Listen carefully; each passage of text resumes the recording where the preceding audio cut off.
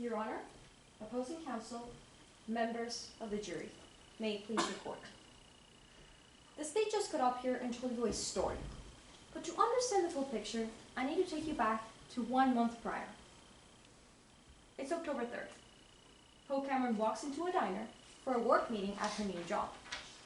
She sits down at the table to meet her new boss, and she is star-struck. In front of her, none other than Mr. Berkeley Della Porta, a local celebrity at Midlands and millionaire. Berkeley Della Porta is in charge of this year's Miller Tower Auction Gala, and Berkeley Della Porta begins talking about the security arrangements for the event. Now, Miss Cameron, as the newest acquisition to the team, lets others do the talking. Now, a few minutes later, the voices at the table begin getting louder and louder. There is a suspicious talk about numbers and a deal. Miss Cameron realizes that there is something terribly wrong.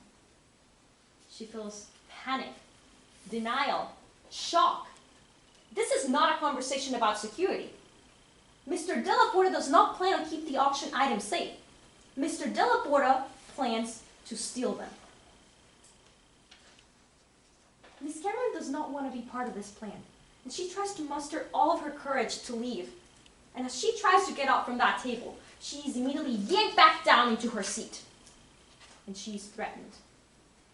Later that day, she finds herself handcuffed to a radiator, a consequence of having tried to escape. Members of the jury, today you will learn that Poe Cameron tried to back out from this heinous crime, but she was restrained and threatened with her life. Because the first step was to survive. The second step was to follow instructions. You will hear today that Poe Cameron was instructed to follow the plan, and if anyone got in her way, she was to take them out by any means necessary. Now the third step was to escape. Once the inevitable crime had taken place, Miss Cameron left the scene and ran away. But you will hear today that she did not leave without first making a 911 call to alert the police when she was finally alone. Now, today, the prosecution holds the highest burden in our judicial system. They have to prove to you that Poe Cameron committed this crime beyond a reasonable doubt. And as the defense, we did not have to take on a burden today.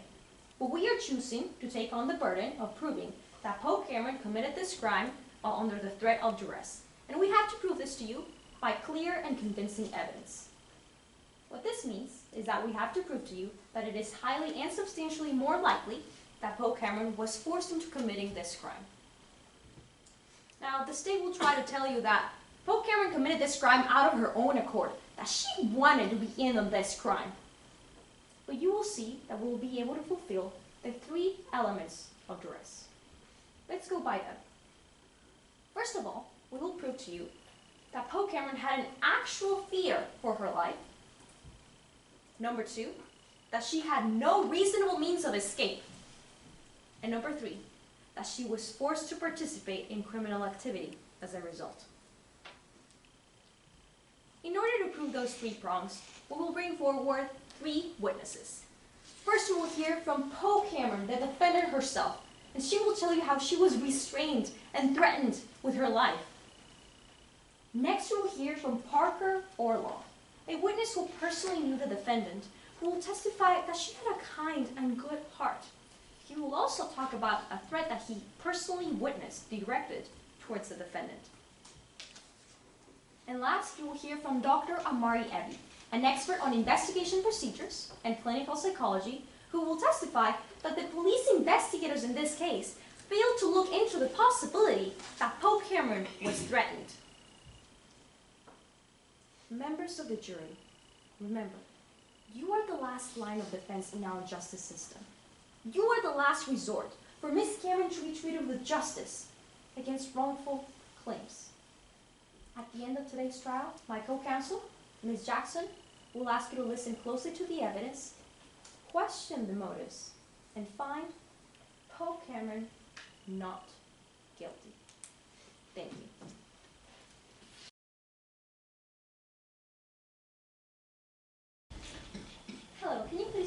yourself to the court? Hello, my name is Amari Eby. And what do you do for a living?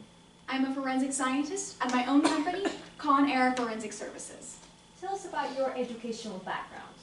Well, I have a bachelor's degree in actuarial science and criminology. I also have my master's degree in forensic science and my doctorate in clinical psychology.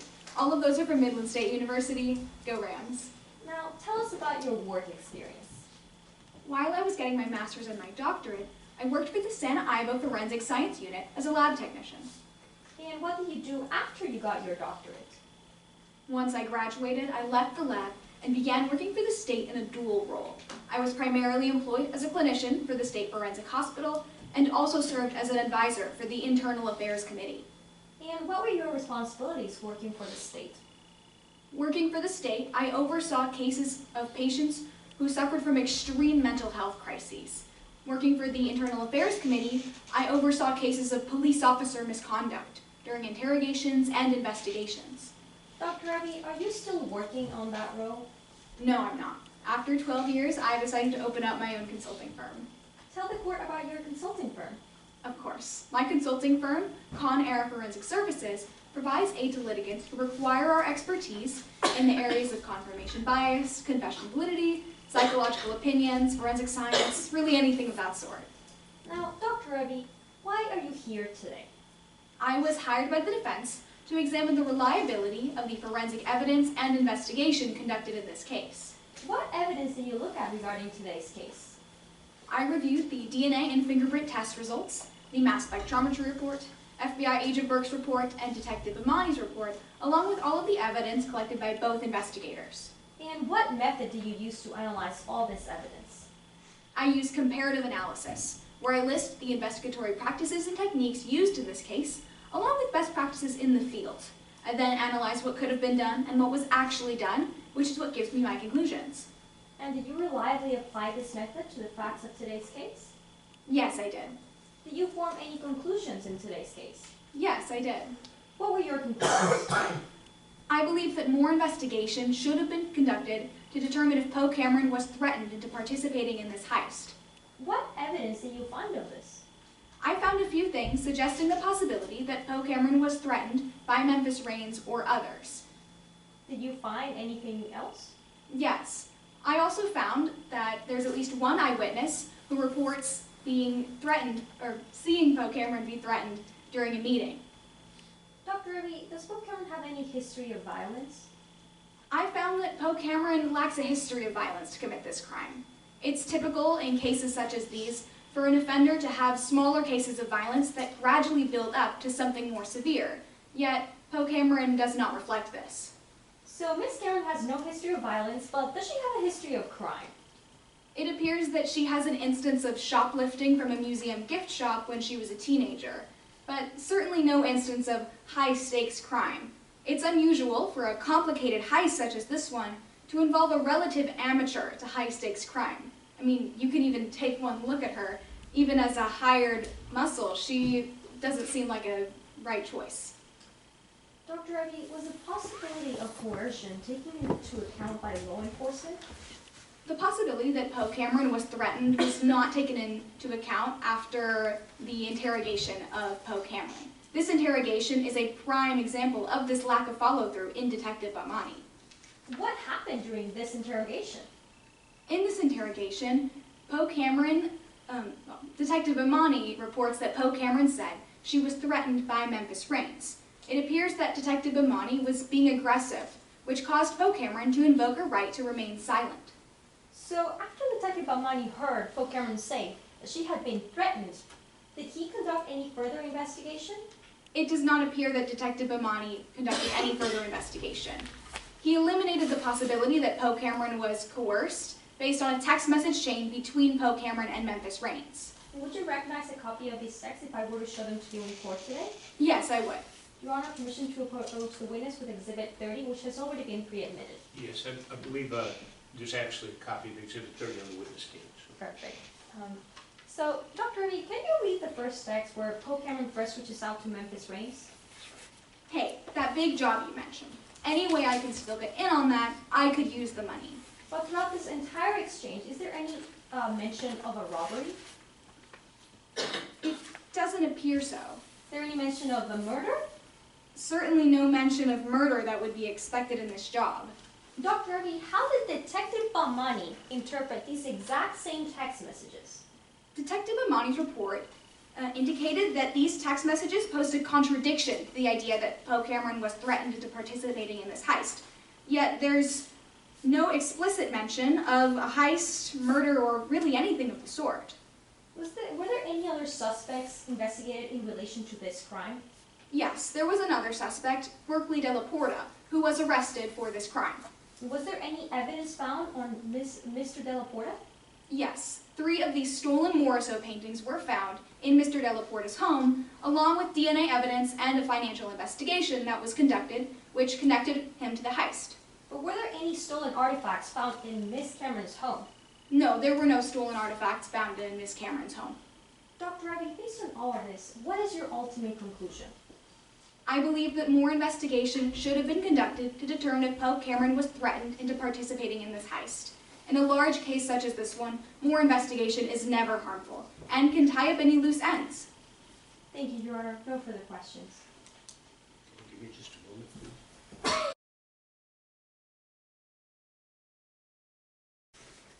Good morning, Detective. How are you doing today? I'm doing fine, ma'am. How are you? I'm doing good. I want to talk a little bit about your experience. So you were only a detective for about 18 months before you began investigating this heist, correct? Yes, ma'am. I graduated from the academy in early 2021. But then your expertise was only in property crimes and domestic violence. No, ma'am, I wouldn't say that. The cases I mostly dealt with are property crimes and violence, but that's not my specialty. But in fact, you would characterize this heist, this case as a big case, wouldn't you? Yes, ma'am. It was the largest investigation you had ever taken part of. Yes, ma'am. Now, on the night of the heist, there were several more experienced detectives who could have handled the case, correct? Well, ma'am, it was the night of Halloween. Most of the more experienced detectives were out trick-or-treating with their kids. But then after you were a few weeks later, there were several more experienced detectives who could have taken on the heist. Yes, ma'am. I was the lead detective, and I continued to keep that role. But in fact, you never reached out to any of these more experienced detectives for help. Well, ma'am, I actually had the help of an FBI agent with me. There was no need. Now, on the night of the heist, you delegated witness interviews to your patrol officers. I conducted witness interviews along with my patrol officers. But your patrol officers interviewed around 200 witnesses, correct? Yes, ma'am, that's correct. But yet they had no training on witness interviews. No, ma'am, they have no specialized training. That is covered during the basic police training. However, there is no extensive training. Now, I want to talk about the actual night of the heist. On that night, you found out about the heist because you received a 911 call from inside the tower. Yes, ma'am. And in that call, it was cut off before the 911 operator could get all the details. Ma'am, those calls are handled by dispatch, not by me. But the 911 operator could not get all the details, correct? I believe so. Such as the identity of the 911 caller. I believe so. Now, as you stated, you and your patrol officers conducted witness interviews. Yes, ma'am. And you interviewed around 200 people. Yes, ma'am. But you only found 2 people in the entire Miller Tower who had any information about the heist. Yes, ma'am. Most of the people were at the gala and were not back behind the vaults. These 2 people were Cypress Cosmos and Parker Orwell. Yes, ma'am. But you were aware that there was another person at Miller Tower at the time the phone call was made. Ma'am, there were hundreds of people at Miller Tower. Okay, but you were aware that one of these people, were the person who you later found was wearing that mask right there, correct? Yes, Poe Cameron. Exactly. Poe Cameron was inside of Miller Tower at the time the phone call was made. Yes, ma'am. She was participating in the heist, stealing $50 million worth of items. Now, I want to talk about Poe Cameron. You were actually surprised that Poe Cameron was involved in this, correct? It was surprising to see someone so young participate in a heist so large.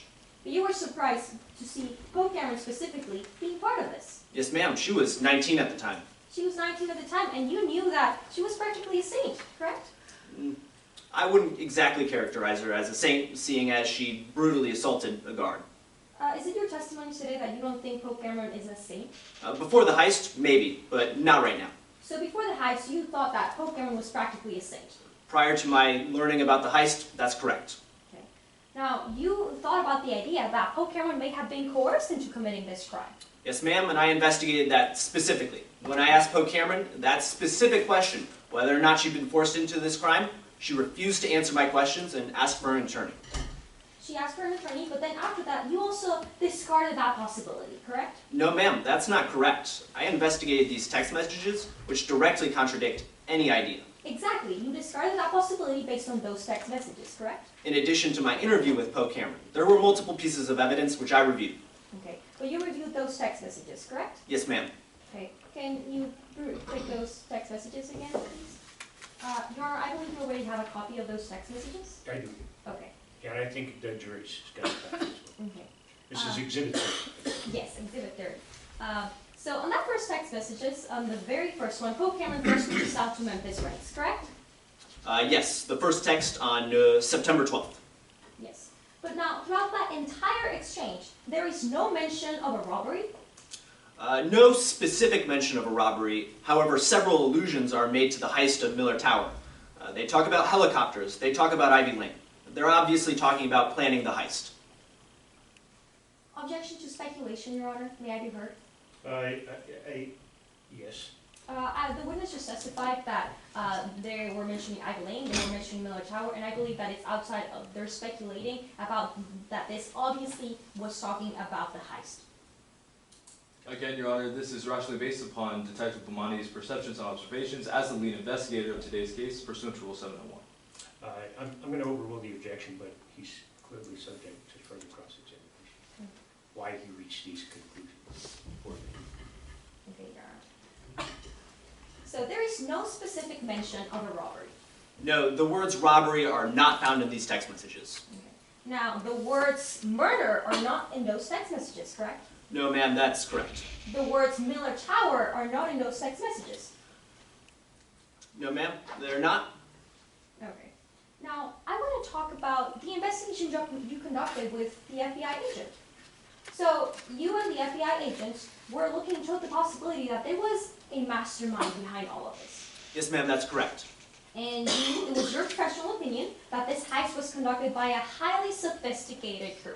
There was a large amount of technology and resources put into this heist, yes. Exactly. Now, you know that Poe Cameron's criminal activity was limited to one instance of shoplifting for a museum gift shop.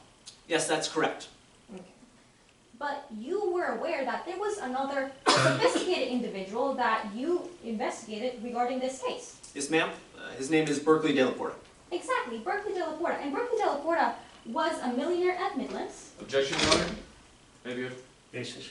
relevant, Your Honor, pursuant to Rule 401. Given that we are not here to determine the crimes of Berkeley F. De La Porta, but rather Poe Cameron, this testimony is not relevant and does not help to prove any material fact in today's case. Okay. May I be heard, Your Honor? Your Honor, it is the defense's argument today that Poe Cameron was threatening to commit this crime under the threat of duress, and it is what we're arguing today is that she was threatened by Berkeley De La Porta. So I believe this fact is very, very relevant to prove that it is more likely than not that Poe Cameron was threatening into committing this crime. Comment. Again, Your Honor, given that we're not able to hear from Berkeley F. De La Porta again, and that is a separate issue from today's case, it does not have any bearing. I think relevance is a pretty broad standard. I'm going to overrule the objection. And in this case, I think it actually goes directly to the defense theory. So as long as they don't get too far afield, I think it's right on point. Yes, Your Honor. Let me restate, Detective. This person was Berkeley De La Porta, correct? Yes, ma'am. And Berkeley De La Porta was a millionaire at Midlands, Yes, ma'am. and he was the owner of a very famous security company. Midland Santa Ivo Group, they own the basketball stadium next door. Now, Berkeley De La Porta, his company actually manufactured the signal jammer that was found at Miller Tower. Yes, that's correct. His company manufactured the vault that got broken into. Yes, I believe they also installed it. They also installed it, correct? Yes, the company. Okay. Now, you and this FBI agent conducted a warrant to search De La Porta's home, Yes, ma'am, that's correct. and in his residence you found the 3 stolen Morisot paintings. Yes, we were able to recover 3 of several items that were stolen at Miller Tower. Okay. Now, you also conducted a warrant for Poe Cameron's home. Yes, ma'am, that's correct. And that's where we found the ring, matching several markings on Emery Sands' body. But in Poe Cameron's home, you found no stolen artifacts, correct? Yes, ma'am, that's correct. No further questions, Your Honor. Okay. Any redirect?